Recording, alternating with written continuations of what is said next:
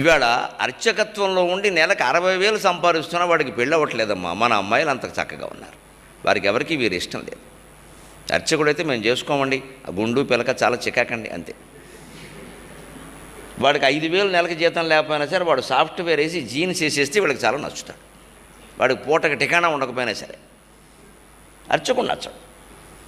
అర్చకుడు కాళ్ళకి దండం పెట్టి నా ప్రేమ ఫలించేలా చేయమంటారు తప్ప అర్చకుడిని ప్రేమించరు. వాడు బ్రహ్మచారి, వాడు వీళ్ళ కోసం పూజ చేయాలి. ఇప్పుడు ఈవిడ గారి ప్రేమ ఫలించాలి. నాకు అర్చకుడు చెప్పాడు స్వయంగా, అందరూ వచ్చి నాకు దండం పెట్టి ఇలా అంటున్నారండి, నా ప్రేమ ఏంగా, నన్ను ఎవరు ప్రేమించరు. మరి వాడు మనిషి కదండి. 40 ఏళ్ళు 45 ఏళ్ళు దాటిపోతున్నాయమ్మా అర్చకులకి. కొంతమంది పురోహితులు 45, మోర్ దాన్ 45 మనుషులే కదా వాళ్ళు. ఎంత అర్చకత్వం చేసినా అందరూ రామకృష్ణ పరమహంసలు కాలేరు కదండి, మానవ మాతృలం. ఏవో ఉంటాయి. అసలు అవకాశం లేదు, బ్రాహ్మణుల పిల్లలే ఇవ్వటం లేదు.